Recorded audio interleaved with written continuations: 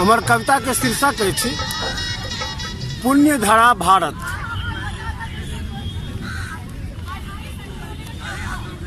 भारत के ही पुण्य धरा के, भारत के ही पुण्य धरा के पावन परम बनायब यौ हम। खाई छी शपथ एही वतन के जियब या मर जायब यौ हम। खाई छी शपथ एही वतन के जियब या मर जायब यौ हम। भारत के ही पुण्य धरा के पावन परम बनायब यौ हम। खाई छी शपथ एही वतन के जियब या मर जायब यौ हम। खाई छी शपथ एही वतन के जियब या मर जायब यौ हम। नानक मीरा के अच्छी भारत, सूर्य और तुलसी के भारत। नानक मीरा के अच्छी भारत, सूर्य और तुलसी के भारत। गुरु वशिष्ठ और ऋषि व्यास के सपनहु के श्रृंगार ये भारत। गुरु वशिष्ठ और ऋषि व्यास के सपनहु के श्रृंगार ये भारत। गौतम गांधी के भारत में, गौतम गांधी के भारत में नब नब चेतना लायब यौ हम।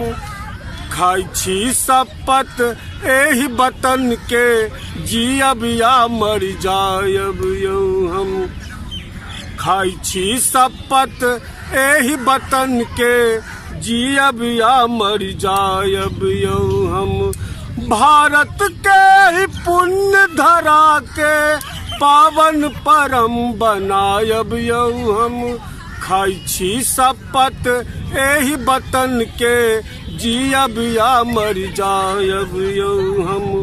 रावण जन्म लेलक सब जुग में, किंतु राम से हो एलाह। रावण जन्म लेलक सब जुग में, मुदा राम से हो एलाह। कंस और दुर्योधन के वध मात्र कृष्ण ही टाकेला। कंस और दुर्योधन के वध मात्र कृष्ण ही टाकेला। राम कृष्ण के एही धरती के फिर से स्वर्ग बनायब यौ हम। राम कृष्ण के एही धरती के फिर से स्वर्ग बनायब यौ हम। खाई छी शपथ एही वतन के जियब या मर जायब यौ हम। खाई छी शपथ एही वतन के जियब या मर जायब यौ हम। भारत के ही पुण्य धरा के पावन परम बनायब यौ हम। खाई छी शपथ एही वतन के जियब या मर जायब यौ हम। अंतिम संस्कार कर रहल छी रचना के। मंदिर मस्जिद गुरुद्वारा देवल, भारत में के अच्छी सब स्नेहल। मंदिर मस्जिद गुरुद्वारा देवल, भारत में के अच्छी सब स्नेहल। सत्य अहिंसा के रक्षा लेल वीर कते को स्वर्ग सिधारल। सत्य अहिंसा के रक्षा लेल वीर कते को स्वर्ग सिधारल।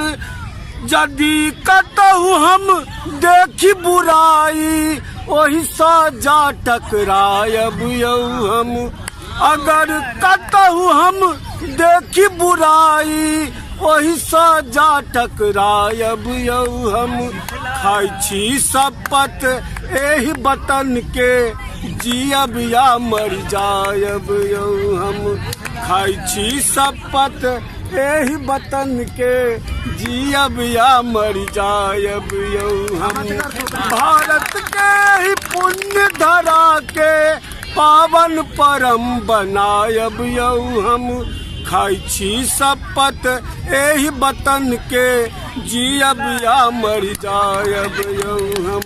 खाई छी शपथ एही वतन के जियब या मर जायब यौ